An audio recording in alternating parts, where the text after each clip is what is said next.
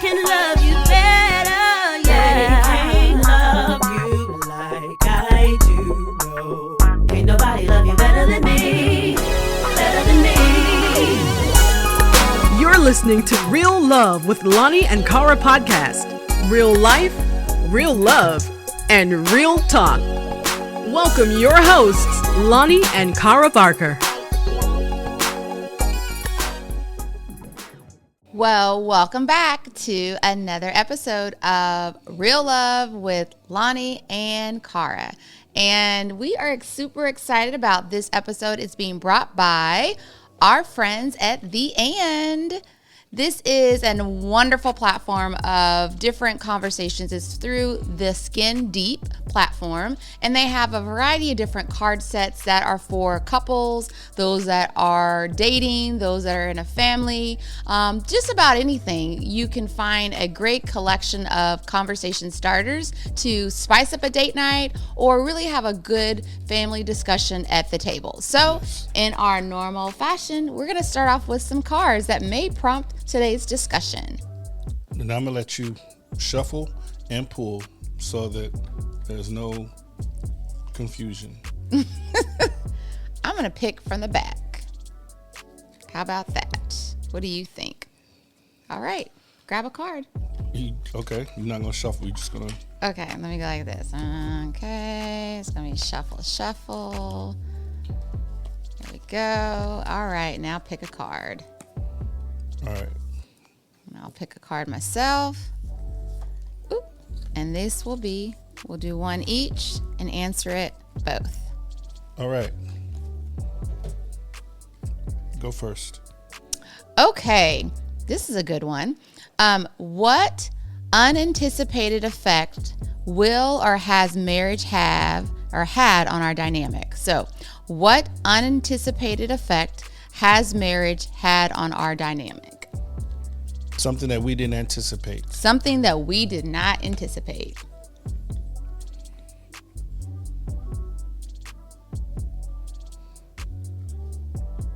Well, from my perspective, I would say the most unanticipated dynamic would be how selfless marriage would train me to be. And I say train me to be because prior to being married, of course, I thought of myself more. I made myself the main priority. But when we got married, there was a schooling that marriage enrolled me in that taught me or trained me to be selfless or unselfish, meaning that I now prioritize you and then the marriage first, out of love, but then also out of just to maintain peace. So I would say the question is, what unanticipated effect has marriage had on our dynamic? I feel like marriage holistically has made us better individuals as well as better partners. The reason why I say that is I feel like you are seasoning to my salt. And I think one of the things is that you are almost like the seasoning accent. So there's a seasoning out there that you can buy over the counter. It's called Accent, and it literally accents the flavor of the meal, accents the flavor of the meat or whatever the dish. And I feel like you have been an accent seasoning to me, and that I believe ends up making our marriage have elements of being dynamic. Well, thank you. That was nice. My question is simple. Why do you love me? Well, I think that it's simple, but I love you because, and this is probably not the right, but I absolutely like you. I really like you. Okay, so answer I'm that gonna in answer a the sentence question. form. So you love me because... I love you because you are caring, you're compassionate, you are, you unconditionally care for me. I love you because you make me laugh, and sometimes you are obnoxious, and then I have to use our word, which you guys heard of that earlier in the season, daffodils, if this is your first time. I love you because you genuinely want the best for our family and for our marriage. I love you because you have a strong faith in God, and you keep God as the center, and that you unfailing, you pray for me, you pray for our family. I love you because you love God, and you love your family, and you love others. And so, and I do like you a lot too. Well, thank you. I appreciate that. Okay, so why do I love you? This causes me to put a condition so that I can answer the question. I guess I could say I love you, and this may sound odd, but I'll explain it after I answer it. I love you not for what you can do for me or what you can give to me. I love you because I feel that you are worthy of it, and you deserve all the love I have. You're deserving of it. It's not because of something you've done, not because of whatever accolades you've accumulated. It's not even your natural beauty, although you are stunning. Yeah, thank you. I can't say that I love you because of anything tangible or touchable.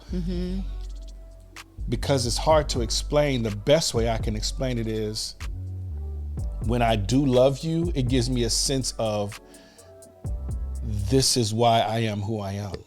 When I love you, I have a sense of, okay, that's why I had to endure that all those years in the past so that I could be my best self at this moment to give you the love that you deserve from me. I love you because you bring out the best in me. Even in the worst of times, you bring out the best in me. Me loving you has caused me to push myself to levels or grind, work hard, overcome obstacles, do the unthinkable, even when that's not possible. Because I love you so much, I make it possible. I don't say that with pride. I say that not with arrogance. I say that because truth of the matter is, with men have what they make time for, and men have what they want because they work hard for it. I love you because you cause me to work hard. I love you because you provoke me to be the best I could be. So that when you look back at when we've ran our last race, when we crossed the finish line into eternity, when you look back on it, you will have no way of saying, Lonnie didn't love me fully. You'll never be able to say that. I love you because of that. Because I love you because I know there are places that I can go and I can learn about myself in loving you the way that God designed for me to love you. That's the only way I can put it into words. It's hard to explain, but because I have to answer this question, that's the best way I can explain it. I love it. I absolutely love it. So that's all right. So now that's the cards. All right, y'all.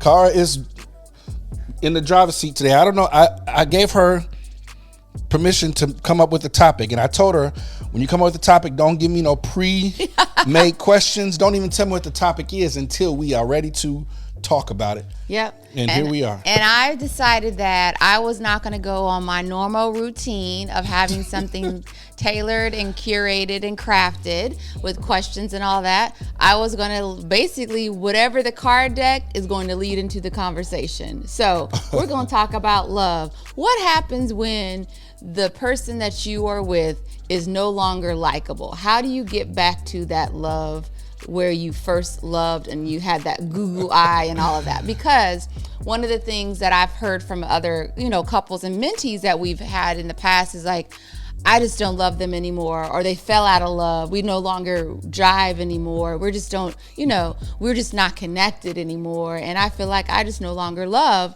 And either they separate, they divorce, or whatever reason. But the number one thing they say is, I no longer love them. I just fell out of love. So I think today is a really good topic about how do you keep the love going when you're going through phases of an unlovable person or unlikable. You just don't like them. Okay. All right. Now, just to make sure that I understand the direction you want to go today. Yes. You want to talk about how do you continue to love somebody that you stop liking, or how do you fall back in love with somebody that fall back into love with somebody you fell out of love with? I would say is, how do you keep the love going when you're going through phases or seasons of unlikability or unlovability, if that's even a word? Okay. Is that a word? Cara, I'm not gonna even go down this road with you. Because here's the thing. People say every time they're in relationships, and they always say is, well, I no longer love them, or there's got to be a reason why the relationship ended, right? So, and I'm always fascinated in the fact is, do you see this foolishness of the dogs? Anyway, you're always I'm fascinated always fascinated by when people they've been in a long-term relationship. Okay. Right? Right. Okay, we got to stop. No, we're not going to stop. I'm going to show you how to keep focused. A few moments later. Okay, so now let's dissect the question that you're asking so that I can understand what the topic of discussion will be. Let me make sure I understand what you're saying. How do you fall in love or keep the love burning with someone that you have fell out of love with? That's one part. That's part one. Okay, and what's the second part? The second part is can you be in a healthy relationship, a loving relationship, when you don't like the person or you don't like some of the things that they do? When you don't like them anymore. Because obviously you had to like them. Yeah, you had to like them to fall into love, you would think. To get into the relationship. Okay. Yeah. And the reason why I think this is a good topic, love versus like or liking, or how your relationship evolves, is I think in a relationship is your love should mature along the way. And so it should evolve. It should recreate. It should continue to strengthen, but also liking as well. You like people. Initially, you'll like someone just from the surface. Because you're interacting with them. But to me, you get a stronger sense of connection and commitment.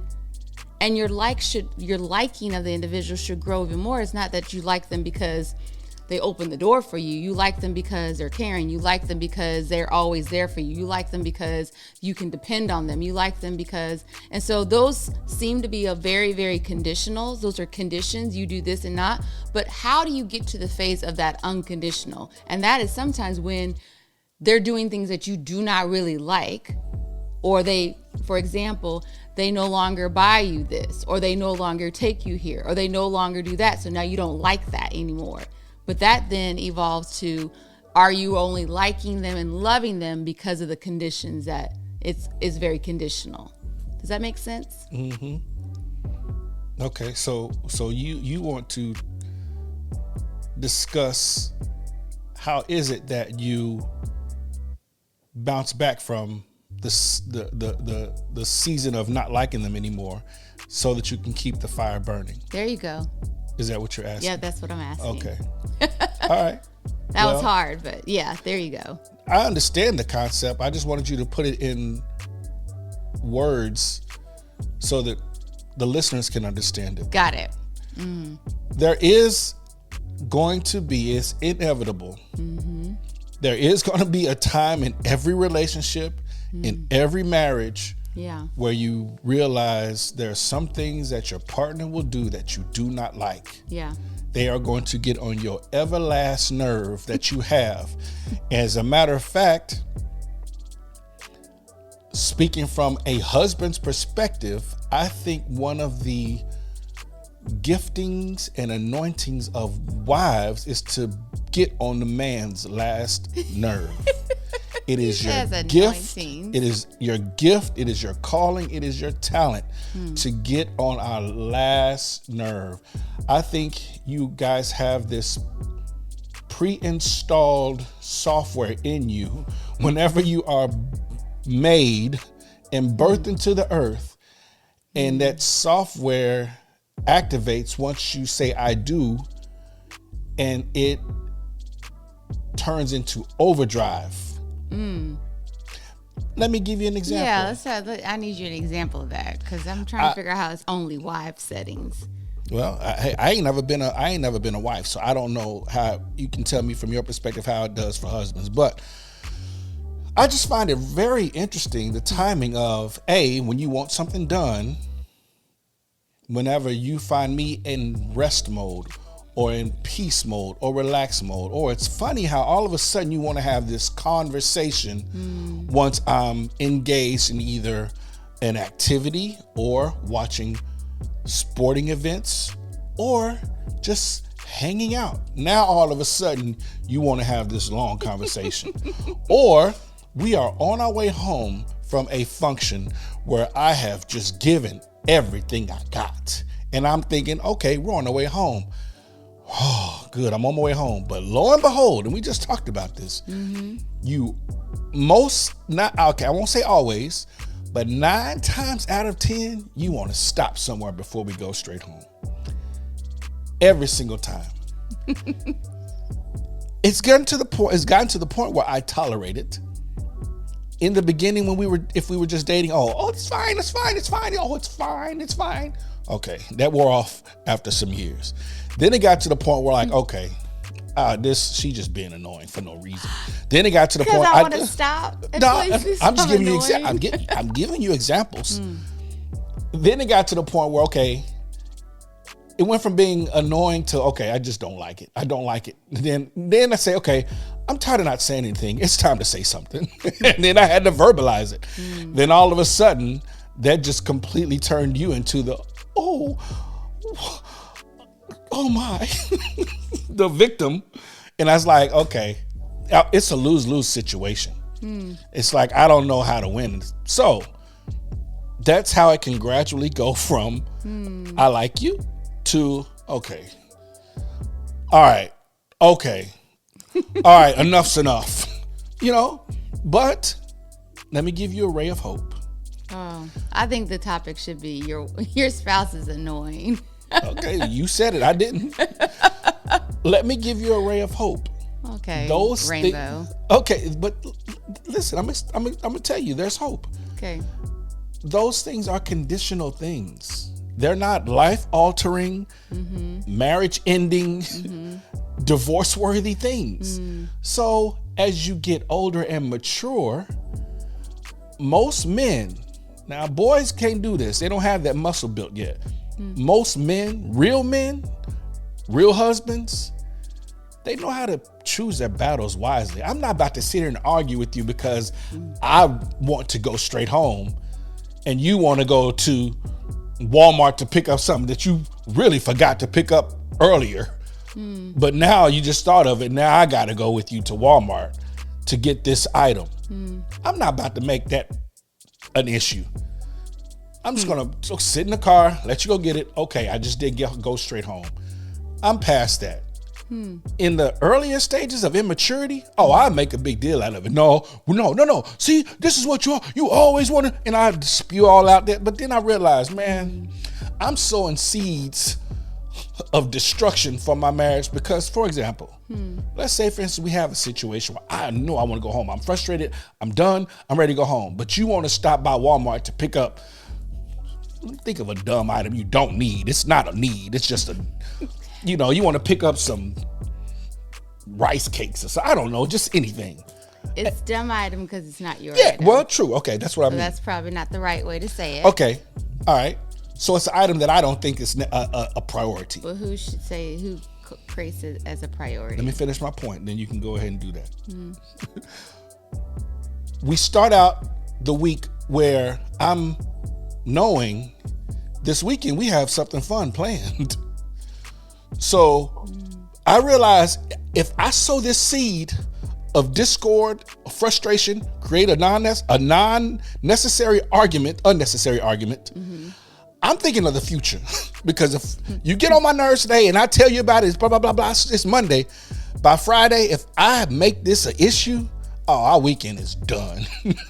So I have that foresight in mind. So I choose my battles wisely and say, listen, okay, whatever. I can temporarily get over this. No big deal. Okay. But it starts out as small things like that. Those are little annoyances. They're annoyances, but like I said, they're conditional. They're not even major things. So I think one of the problems that a lot of relationships have is they major on the minors. They make minor things major. That's really good. And then they make major things minor. That's what causes the disconnect, in my opinion, in relationships. Then after time goes on, you look up, you realize, okay, I don't even like going home from work. I don't want to be around you. I want to find all these other things to do other than spend time with you because you get on my nerves. It happens unfortunately, it happens in every relationship, but there has to, and I'm speaking from experience. Now, this is hindsight. Thank God for learning that lesson. I'm speaking from experience. You have to get to a point where you learn to, and you have to do this both individually and collectively. You have to get to the point where you're like, listen, now we've gone several days of each of us tripping. All right, we need to do a reset. Yeah. Check in. Look, let's listen. All right. I know right now you and I, we don't see eye to eye. We're on two different wavelengths right now. Let me swallow my pride. Tell me what I can do to make this better. All right. And be open to correction. Be open to constructive criticism. Be open to owning what you did to cause your contribution to the problem. Own it. Then be able to verbally, without judging, without pointing the finger, be able, and this is an art that is lost.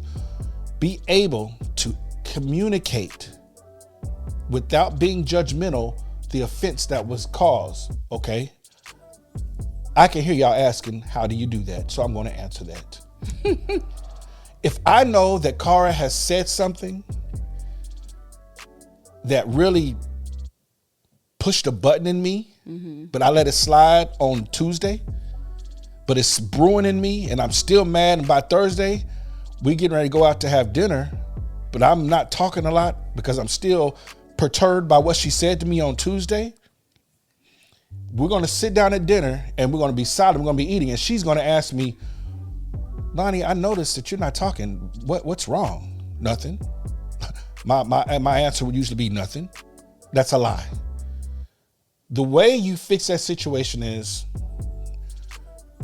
first of all, thank you for asking me. I'm glad you asked me that. Tuesday when we were talking, you said to me, I don't know, I'm gonna make up a brand.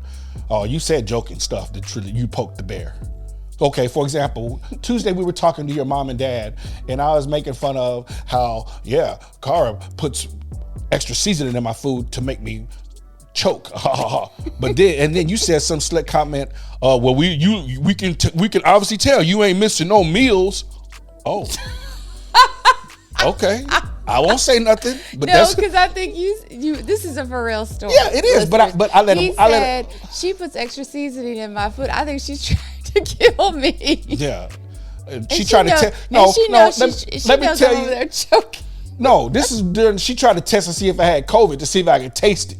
That's why she's putting all the extra stuff in there. But anyway, back to the point I'm making. I'm just using it as an example. If I know you said that and it offended me, I got mad over it, but I didn't say nothing to you when you said it.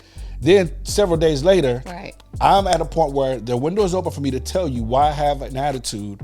I can then communicate that to you. Say, hey, listen, the other day you said this. I know you were joking about it, but that really pissed me off. I didn't say nothing because your mom and dad was here, but that's why I had an attitude. Now, this will give Cara the opportunity to say, oh, I thought we were just joking. Where I'm thinking she was doing it to be malicious, but no, she said it in joking because we were all joking, okay? But it still pushed a button in me. I'm now able to communicate that without saying, you always, whenever your mom and dad around, you always, but it blows up. That is the wrong way to do it. The right way to do it is, okay, number one, tell them how it made you feel. And we say this when we mentor couples all the time. Yeah. No one can ever debate or argue your feelings because your feelings are your feelings and your feelings are valid. Speak from how it made you feel. Right. Don't do it from a finger pointing aspect to be judgmental because you're not going to get anywhere. Right. So I'm back to the point I was making of every few moments. Don't let a long time go by without having those check-ins where you can push the reset button, clear the air. Okay, dap it up, squash the beef, cool.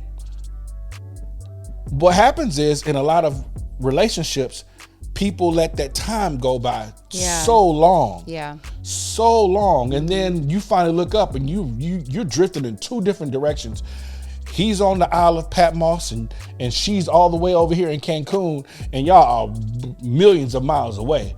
And then you look up and be like, wow, how do we get to this point? Right. You're not laughing together anymore. You're not spending time together anymore. You don't make time for date nights. You always find something to do to occupy yourself, or he always finds something to do, go hang out with the fellas or do all this. And then before you know it, you're drifted.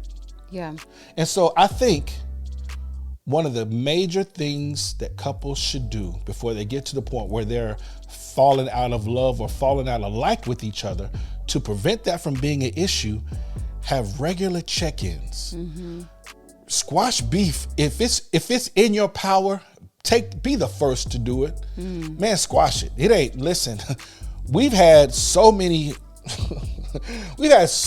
arguments, fights, fallouts over stuff. We look back 6-7 months later, be like, man, that was dumb. Why did I even get an Or we don't attitude even about it? remember what we even Yeah, had don't an even argument remember about. what we were mad about. Don't even have Yeah. a clue. Yeah. But that makes me think of there's a remnant of unhealthy people, unhealthy relationships that, and this is going to sound odd, but trust me, this is valid and this is real. There is a remnant of relationships that people use toxic, argumentative, conflicty moments, and they make up by passionate sex. They argue, they have her, and then the only way they make up is that without having communication, they just get together and that's their way of saying sorry. Now, for some, that may be a coping mechanism, but I'll be honest with you, and this is just my unpopular, humble opinion, that is a very unhealthy It's like a way. love pain cycle. That is an unhealthy way to resolve conflict, because there's going to be some moments where you're not able to have sex for obvious reasons, for biological reasons. Right. But I say it's unhealthy because you have to be able to, in a mature way, communicate with each other how your partner has offended you, how your partner has hurt you, how your partner has failed you, how your partner has disrespected you, how your partner has made you feel isolated or unheard. You have to learn how to communicate that in a way where A, they hear you, and B, where they're ready to accept responsibility so that you can grow from it, so that you can learn from it, so that you can realize, oh wait, that's a red flag. I shouldn't do that, because that's something that makes them feel unloved. Yeah, I think in the same space too, as you mentioned, as an unhealthy way of just kind of trying to squash it and not really address the issue is just having passionate sex. I think the other thing is, okay, I'm going to buy you a bunch of things, so that pacifies you. Yes, yeah, exactly. Or it's going to stop the accountability. So there could be, a husband and wife, and they've gone through some traumatic events. It could be some betrayal. It could be some trust issues. It could be infidelity or whatever. And the pacifying mechanism could be okay, I'm just going to buy him a bunch of things, or I'm going to buy her a bunch of things, and we're not really dealing with the issue. Right. You can do that so long where it becomes where you're never really dealing with the root issue. And so now you have weeds that are growing all throughout your garden, which the garden, metaphorically speaking, is your marriage. Right. You've got all these weeds growing up, and you're trying to figure out what's happening. Why are we no longer growing? Yeah. I am a big advocate of, I like to plant things. It's the springtime, and I love to plant things in our flower bed. And we have tons of rose bushes, and roses just are very resilient. They're very strong plant, but they can do so well. They can do well in good soil. They can do they'll do well and with water and sun and all that, but they still don't do well when there's weeds all growing up, right? So I can keep on planting rose bush after rose bush, but if I never address the weeds in the flower bed, it's going to eventually overtake it, and the weeds actually will start to multiply and reproduce itself, right, in a bunch of weeds, and eventually it will choke out the roots of the rose. And then you come to figure out, like, what happened to the roses? Well, you've never dealt with the weeds that are in the flower bed, which is metaphorically speaking as your marriage. So I think about that's very similar to what you were saying, is you can just start the coping mechanism, and we're just gonna have sex and we're gonna make up and we're all great. Or the coping mechanism, we're gonna buy each other things and we're gonna be fine. Or the coping mechanism is we're gonna just keep on having kids. Right. Or the coping mechanism is I'm just going to go to the gym all the time and it'll be fine, and we don't have to be around each other, and now we're coexisting. I think, to me, the danger space is when, I wouldn't say falling out of love, is moving from loving to coexisting. I think that's really where it goes, is when you are no longer being loving, unconditional partners, but now you're just roommates, and that ends up roommates becoming cellmates. Like you feel like you stuck in the relationship because you don't want to be there, you don't like it. And so I think about that is, how do you figure out to get back to that factory settings, to start back over? How do you get back to the core, that foundational, when you have moved further and further away and now you're just coexisting? Well, you said it. I guess the preacher in me is about to rise up. Okay? Rise up. Whenever you don't address a thing, that's where you move from your address. Follow me here. Okay. A lack of addressing an issue will lead to leaving your address. What I mean by that is, why does divorce happen? Why do breakups happen? Why do people leave? Because they don't address it. When you don't address, for example, when you don't address the pink elephant in the room, it's obvious that you have problems in your marriage. It's obvious that you have problems in your relationship. It's obvious that you are not on one accord. It's obvious that you're not liking each other. It's obvious that there's a disconnect, but you fail to have a conversation. You don't want to have that hard talk about the situation. You failing to address it. Then what happens? You slowly drift away. Somebody's bound to call it quits. Somebody's bound to leave. Even though we're smiling in everybody else's face, we're slowly drifting away. Somebody's going to call it quits. Somebody's going to be the one to say, I'm done. Somebody's going to show up with a document saying, I need your signature here. What is this? Divorce papers. But at this point, their mind is already made up. which could have been prevented had you addressed it prior. That's a lot. That's a lot of. There are a lot of people, a lot of relationships that are failing because they don't want to have the hard conversation. In marriage, you're going to have the hard conversation. Yeah. What confuses me though is we can have the hard conversation with our kids. When our kids do stuff, okay, I found some weed in your car. We need to talk. Oh, okay, I see some empty bottles of alcohol. You under 21. We need to talk. Or I got a call from the school that said you've been skipping class. We need to talk. You can have those hard conversations with your child who's going to eventually grow up and leave, but you can't have those hard conversations with the one you're supposed to spend the rest of your life with. Something is not adding up here. Yeah, that's good. Yeah. So having those hard conversations, having it in the moment. I think one of the things you said earlier is you can't just keep on passing it along and not addressing the issue. I feel like there should be a threshold. I don't know what that threshold is, and I feel like there should be, before the discontent or before the feelings of pulling away, right, is in your initial conversations when there's not stuff happening, there's not in the heat of the moment, is there's some things you've got to set as parameters and thresholds. Where, for example, if we were going to have an argument, we're going to have a threshold of, we are not going to go beyond 24 hours of not having a conversation, right? Or addressing an issue. Because if you don't set that parameter or threshold in advance, I remember a time we got in an argument before and it went probably like 3 days or so where we were not talking. We would be coexisting, we'd be in the household, we'd look at each other, we would have the most minimum amount of conversation possible, whether that is pick up this, close this, or did you get this? Right. It was very, very short talk or small talk, but it was never any type of long conversation, and that was intentional. And I think, to me, that becomes unhealthy. The And, Couples Edition by The Skin Deep. The And is a card game with intimate and thought-provoking questions that help embrace vulnerability and deeper conversations for couples.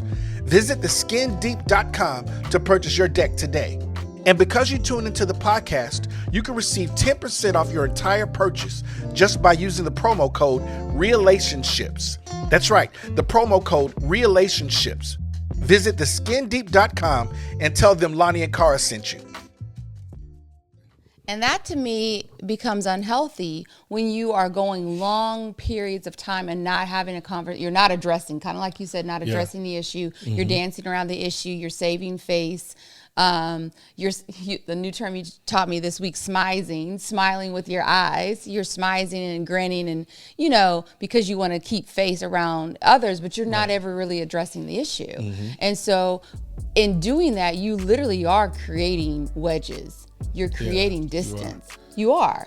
And so I think it's really important, and I just thought about this, is we've got to establish a threshold of when we have when there's discord in our house and there's a disagreement or whatever, this is going to be our boundary line when we're setting this now when things are good. So then if we do hit a point where we have really made each other mad, we've got to say we're going to respect the boundaries, but we are not going to go a full day without having a conversation. Yeah, I think that's fair. The same way I don't know if everybody does this, but I remember, and you may not remember, you have this selective memory thing that happens. I remember when we built our house in Missouri. I remember going through during the time of getting all three kids together, say, listen, here's what we're going to do. In case there is a fire, you're going to do this. This is where the fire extinguishers are. Yep, I remember. This is where, I do remember that. And we did a drill, with if there was to ever be a fire in the house, this is the things that we would do. I think the same principle should go into place in marriages. I think that's really good. Like you just mentioned, I think one of the things that would really be helpful, not even to marriages, even into dating relationships, that one thing that would be helpful is establishing, like you said, a threshold where we have decided to not allow 24 to 48 hours to pass without addressing an issue. Mm-hmm.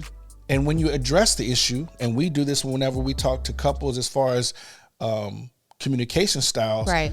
Grab the object, okay? And that's, for those of you that are not familiar with this activity, is whenever you get ready to have a serious conversation and deal with a real issue, so that you can maintain good communication and not overtalk each other, cut each other off, get an object.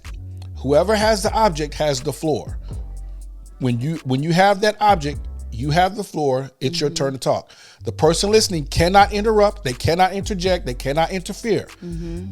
They have to listen. Then you hand over the object to the person, and then it's their turn to talk. It may sound elemental, but it's so effective. Yeah. And so establishing that threshold, just like you would establish some type of escape route or escape plan if there was a fire or an emergency in the home, establish that same type of situation, principally speaking, whenever you have conflict in your relationship, so that you can prevent those situations where you're further down the road because you failed to address the situation. Now you're ready to call it quits. Yeah. Because what happens is everything starts to build up. Everything is built up, and you've been imploding, and now you're ready to explode. Yeah, that's good. I think, one of the things you said there is, instead of having an escape plan, you kind of have a stick to this plan, so you can have stick-to-itiveness or whatever. And so whether that's the threshold of, we're not going to go amount of 24, 48 hours beyond to have a real conversation. We're going to make sure when we're having a real conversation, it's in the right time, right space. We're going to agree upon, that's part of our stick-to-it plan, where we're going to agree, we're going to have this in this location, in this space, at this time. This is the best time that we both say is usually the best time where we'll be most alert and attentive and be able to really interact. I think also within that stick-to-it or commitment plan, right, is to even say is, when I find myself being irritated, or I'm getting agitated, or being triggered, right? When things are that you're able to communicate that, because I think those things, triggers that continue to fire and continue to misfire, ends up impacting your heart and your mind. And when your heart and your mind is impacted, that's when that luster of love and like starts to dull. Right. And let me say this. This is not for men only. This is for women and men. Whenever your partner is triggered and they communicate that they are triggered, this is not the time for you to say, oh, that's not triggering. How is that triggering? No, this is your time to accept the fact that what you're saying or doing is triggering them. Don't debate it. Don't argue it. Don't try to say they're not triggered, because you are not them. It's disrespectful it is. and inconsiderate if I'm doing something that's annoying Cara or triggering Cara, and I say, you're not triggered, you're just saying that. How selfish and how self-centered and unthoughtful and inconsiderate is that for me to say, you're not triggered, but you just told me you were triggered. No, you're not. You're not triggered. I know it's funny now, but we see couples that deal with this. Yeah. We get calls, and when we have the conversation with both the husband and the wife, we realize, okay, you're being rude. You're being inconsiderate. You're not even taking into the fact that when he said he was triggered, you just said, "No, we're going to talk about this right now." It's almost like I hate to say it. Oh my gosh. You know how women say all men are dogs? All right, fine, whatever. I could really show you the good side of that, because dogs are the most loyal animal. But I'm not about to get caught up in that. It's almost like this. Whenever a dog growls, that's a warning sign, people. That's facts. That's a warning sign. That means, hey, I'm telling you, you keep at it, I may bite you. Right. Yeah. When you hear your spouse say, I'm triggered, that's them going,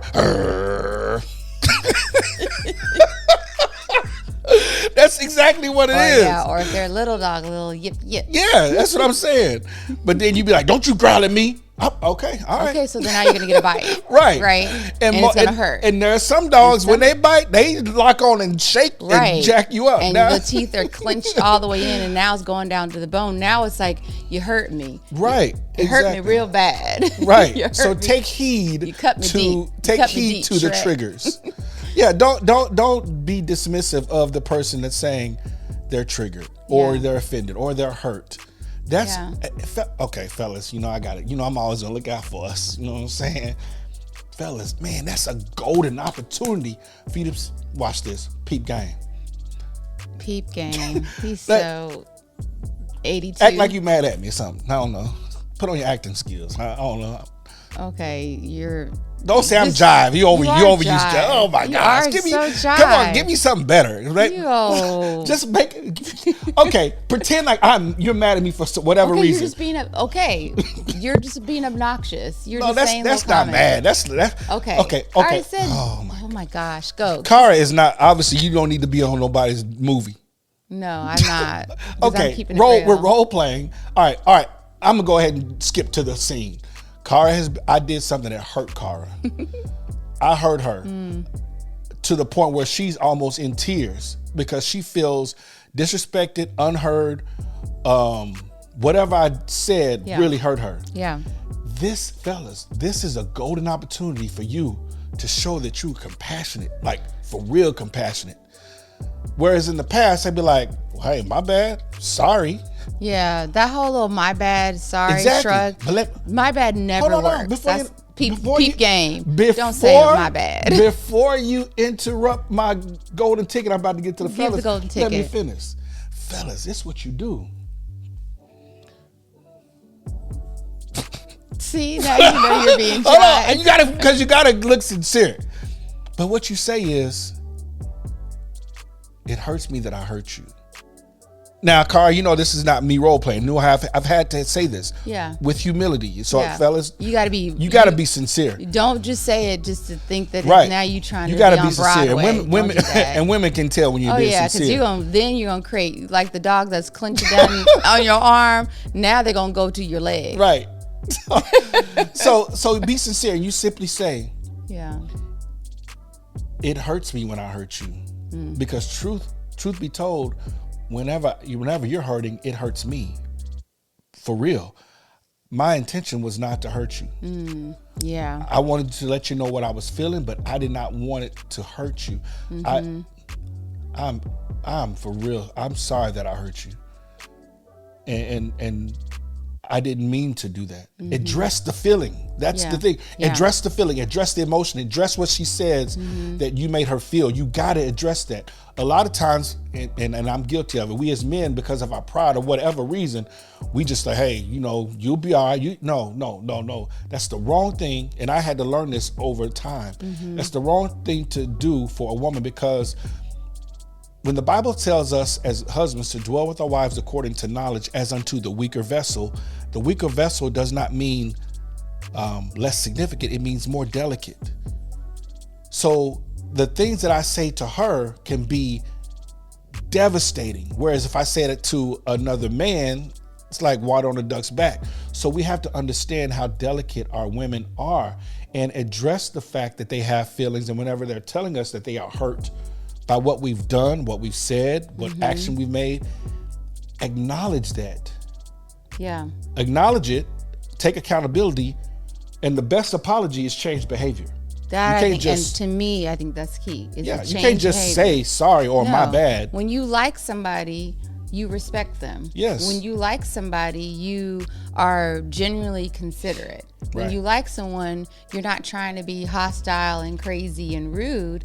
I think about in the Bible, and this is the love. I think this is the good depiction of love in 1 Corinthians 13. It talks about love is patient, love is kind, love doesn't hold grudges, it doesn't keep record of wrong, is not irritable, isn't rude. All of those things are forms of love and like, right? Yes. You like somebody, you're not going to be rude to them. If you like somebody, you're not going to keep a record of wrong against them. You like somebody and you love, it's interchangeable. To me, it is a higher level of liking someone. But I think, to me, I go back to just us in our relationship, of how there's been moments where I just didn't like you. But when I think about it, when I reflect on that, is there was moments where I don't think I liked myself. And then it projected on me not liking you. Right. Because either it was decisions that was happening, decisions made, bad behavior, bad choices, and I did not like how I responded to the action of what you did or what you've said. And so whether that be is he makes a comment and I'm like, just brush it off because I just want to move to the next thing, because we don't want to mess up our weekend. So we just kind of say, okay, that's not a big deal, but you know it's a big deal. Right. When I think back in a reflective mode of that, is like, I didn't like you in that moment because I didn't not like how I responded in that moment, where I basically decided of, you know what, it's okay that you can do that. It's okay that you can say that. And so giving you permission to treat me unfairly or permission to not like me. And so in those moments of where I did not like you, I had to really reflect on, actually, I didn't really like myself. And if I don't like myself, how in the world could I really like you? Right? Because I'm always going to see the speck in your eye. I'm always going to, but I have a log in mine, right? Is that a lot of the times when I don't like a person is that I am projecting, or I'm seeing all the things that's wrong with them, but I'm not being considered and looking at myself in the mirror and saying, okay, wait a minute. I don't like how you're showing up in this space. I don't like how you're treating your own self. I don't like how you're not having self-respect for your own self. I don't like how you're not loving yourself, right? I don't like that you don't love yourself more than, in the friends or the spouse. And that is why you sometimes, like I say, you fall out of like of someone, because you don't like how you're showing up in the situations. You don't like how you're evolving, and you're not evolving in a good way. You're evolving in like a regression way. Does that make sense? It does make sense. And I think it's important to, here's something I want to make very clear. Love is a necessity. Like is like, love is a necessity.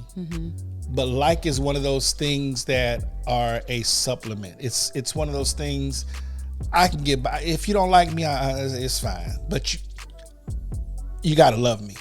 Now, that's not to say that like is not important. Let me make a very clear distinction here. I am called to love my wife as Christ loved the church. Ain't nowhere in the Bible say that she got to like me. But here's where the secret place is, fellas. Here's where you win the awards. Whenever you can master how to like them or make them like you. Huh? Oh, I'm glad you asked. How do I make her like me? How do I make him like me? Yeah. Here's how. Doing the things that they don't expect you to do. Meaning, if she asked me to go to Walmart to pick up some calamine lotion or some Band-Aids, okay, just little stuff from Walmart. Take it a step further and bring her back her favorite snack. That's one way. Going above and beyond when you know she's tired and she don't feel like getting up. Hey, you need anything while I'm getting up? It's the little things. Okay, let me take it a step further. I'm gonna take it outside of the house. Whenever you're on your way home, fellas, call and say, hey, I'm on my way home. I was like, no, I'm thinking about you. I can't wait to get home to see you. Oh, when I tell you that, that's a game changer, player. Oh. Now, I know I'm gonna give these secrets for free now, but I'm gonna give it to y'all because I gotta look out for you. Let me give you a couple of more. I'm trying to teach you how to make yourself likable, or how you can like them. When you do the extraordinary, the things that you're supposed to do you're supposed to pick up the kids from daycare. That's what you're supposed to do. But if let's say if you pick up the kids from daycare and say, hey, look, today don't worry about dinner. I'm gonna take care of dinner. Oh, now you're moving into this realm. They gotta love you. Remember that. But now, if you want them to like you, this is where you do the extra. That seems very conditional, though. Oh, hold on. Let me finish. Now, see how she do? She don't want me to tell the secrets. That's what it is. I'm just trying to figure It's not out. conditional. Okay, it's not conditional. It's you didn't ask me to make dinner for the kids after I picked them up. You didn't ask me to do that. I chose to do it because I'm trying to earn your like. If I want you to like me, I got to do some things that you like. So you like making dinner after you done worked all day? No. And you got to get the kids home, got to bathe them, and then cook for them too? No. You'd like to do that? No. Exactly. So that's what I'm saying. I'm just giving examples. Doing the small things. Winning the small things. Yeah, exactly. Winning the margins. It ain't put it like this. If I'm trying to make Cara like me because I take her on big exotic trips, I'm ruining it for myself because we ain't gonna be able to go on trips all the time. You can't keep up with that. Right, we ain't gonna be able to go to big trips all the time. It's the small things. It's the small things. You can win people in the small. It's the small things. That's where the secret. That's where the secret sauce is. That's in the small the secret things. cheat code. It's in the small things. It's the small things. It's like whenever you're in the same room and you look across the room and you wink at her, smile at her. Smizing. It's the small things. Ladies, let me give y'all a little something too, because I'm an equal opportunity employer. Employer? Who are you employed? Okay, I'm an equal opportunity sharer. Okay. So ladies, let me give y'all some things. Or giver. Okay, whatever you want to call it. I'm trying to bless the ladies. Bless the ladies. Ladies, here's what you can do if you want to be likable to him. I know y'all ladies don't care about being likable, but just in case you considered it. Simply send him a text. A simple text of, I appreciate what you do for our family. That's good. Thank you for going love to work. Deposits. Sounds like love deposits. Thank you for working so hard. Even if you think that joker don't work hard, just hit him up with lie? No lie. Just speak to his prophetic potential. Okay? Or now just you're a prophetess. No, it's not a lie. See, that's what I'm saying. Y'all, I'm trying to bless the ladies. Y'all up here trying to. No, it's not a lie. It's stroking a man's ego can get you far. Now, this is about to be a sound bite. What I'm about to say, brace yourself. Okay, wreck yourself. I bet Karen know how to send him a little quick message. I bet Shaniqua know how to send him a stroking ego message. Or James Peter John. Maybe. Okay, here you go. But the point I'm making is, he's your man. Yeah. Stroke his ego every once in a while. And vice versa. It ain't about lying to him. It's just basically letting him know, hey, I'm glad that you're here. Yeah. I'm glad that you're mine. Well, and that's the difference of being like of not being roommates, cellmates, or the relationships that last, that go beyond of the love I would say it is layered with a lot of liking. So what I mean by that is when you get in a relationship, and we're saying that in the respects of a marriage, the marriages that I've seen that continue to grow and they continue to thrive is that they have now evolved into each other's closest friend.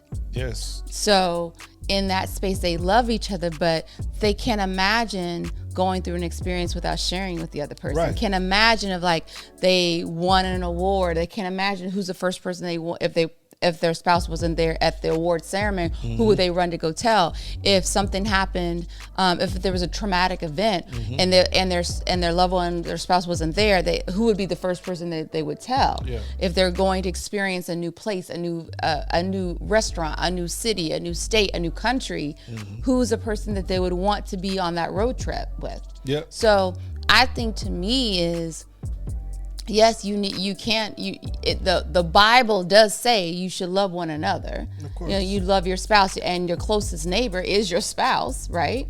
That is your partner. But the other piece is when when you are not rude, and when you are kind, and when you are respectful, and when you're not irritable, and you're not keeping a record of wrong, it just makes me further like you. Is that because you like me of who I am, and you like me unconditionally. And I think in that space, then it does go in that space of love.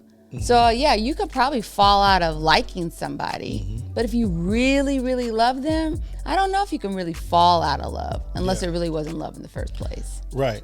And so as we wrap up, one thing I want to make sure that I make very clear is I think we need to move away from this mindset of falling in love with someone, because there is nothing good about a fall, both figuratively and physically. There's never been anything good about a fall, even from a spiritual aspect. Falling in love is not healthy, because if you fall into it, that means you did it accidentally. It was not intentional. It was not on purpose. So we need to get away from this mindset of, oh, I fell in love with this, or I fell out of love with this. Because if you fall in, how? Please explain to me, how do you fall out if you fell in? I guess you had to climb out of love. You got to get out. You got to purposely get out of it. So this mindset of falling in love with someone, I know for some it may be a figure of speech, but when you think about it, falling in love, there's nothing healthy about falling. I think we have to be intentional about loving someone, but then, truth be told, loving someone is a necessity, but liking them, that's where the treasure is. That's where the treasure is. I love you because you're my wife, but I like you because you're my best friend. There's something special about liking the person you love. Something special about it. Yeah. When I like you, I want to be around you. I can't wait to tell you, like you just said, I want the good news I get, you're the first person I want to tell. Whenever I get happy, you're the first person I want to be around. Whenever I experience something new, you're the first person I want to experience it with. That's the secret place in marriage. When you love your spouse and you can like them, nothing can stop you. I love that. Well, I think that's a wrap for this season. This has been really, really fun. Hopefully it touched a lot of different couples and relationships out there. We believe in having real talk, real conversations, and this is real love and real people. And so until we see each other again, God bless. God bless y'all. Thank you for listening to Real Love with Lonnie and Cara. For more information, visit our website at REALationships.net.